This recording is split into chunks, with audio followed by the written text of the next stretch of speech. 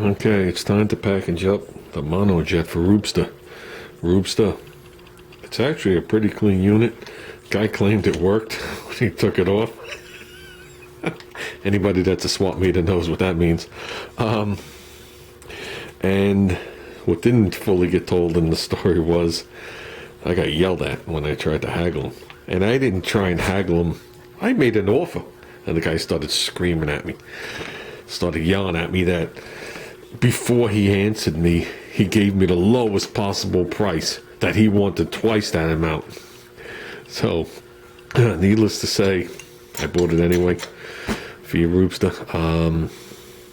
The only thing I have to do is to fit it in the box, is I have to sawzall in half. No, I'm sorry. I'm going to take this choke pull-off off, okay, and then it can lay flat in the box. And I'll put some packing around it. If not, this is going to be very close to the end, and since it works, no reason to damage it. It does not look... See, it even has the wing nut movement. It does not look hacked and aborted. By no means. You know what I mean? It looks like a nice clean piece. It doesn't look like it was under a lake. You know what I'm saying? So... what all these hoses are, because I just watched your video, the only reason, so everybody knows, the only reason I delayed sending this to Ruben was I was supposed to do another swap meet local here today, on Sunday, and me and Junior agreed that we would delay sending this to him, because if I found any more, just box them all up and send them to him as one shot, and they wound up canceling the swap meet over here. I know he went to Lake Compounds, so I couldn't make it. This goes here to here, I know you know that, Ruben, for the choke pull-off.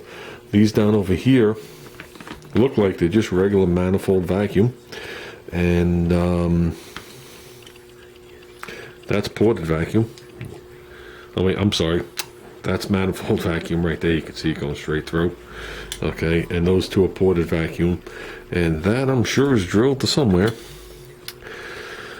to open up that choke pull off, because the choke pull off should be manifold vacuum. So however they do it, and that should be manifold vacuum right there.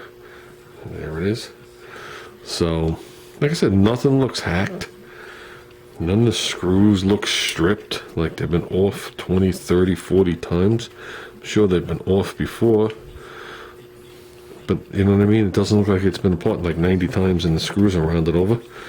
So, to take this off, Ruben, you don't have this, but I'm not going to do it for you. To take this off, you just unswedge these two things here, just pull them apart. You grab it with a pair of like needle nose pliers and then just slide it downward. I would unbolt this off first. See, it even sits on this sloppy. And I'm sure if you turn this out of the way, you can slide it right past there and it's out. That's it. There's your idle up solenoid. I think it's the same. I don't know. If not, I'm sure yours will screw right in. And as for the choke thing, I know it does not have your setup. I don't know if your setup transfers over or not. I don't know if you got to switch the top of the carburetor. But that is a vent. And it does not have any of those purges. Your things are not vacuum lines, Ruben. They're just vents. And when you start up the car, that canister goes into a slight negative pressure. And that bleeds off all the fuel or gas fumes that have built up from your gas tank. Because, you know, when it gets warmer outside, the gas expands, it has to go somewhere, so the actual fumes go up into the canister and it holds it there, at least when it's working correctly. And then when you fire up the car, it draws air through that, brings it into the carburetor and burns it off. That's what all those extra things are. So you shouldn't plug anything off, especially a vent. So with that said, Ruben, like I said, everything looks good and clean and ready to go. Me, personally, I'd bolt it on the car and see what it does. I know everybody's a rebuilder right off the bat. I don't know. Bolt it on, see what it does. The worst it's going to do is either flood or not send fuel to the car. And you're going to know both of those immediately. So, and as soon as it gets gas in it, you'll know if the accelerator pump is good. It's free and moving down there. I can't quite operate this with one hand. Everything is good and functioning. So the worst that can happen is it floods and you know it, or something's dried out, or something's stuck or clogged or whatever it is. Me, I'd bolt it right on. So this guy had like 5 carburetors there on a bench, all neatly placed, like they were his pride and joys for some reason. And they weren't just thrown on the floor like I see other people do with a price tag on them. So he was a neat and clean guy. He only had a couple dozen things there, and he was under a tent. He was all set up. He was like, holy crap. So with that, I'm going to pull this choke pull off and see what we got.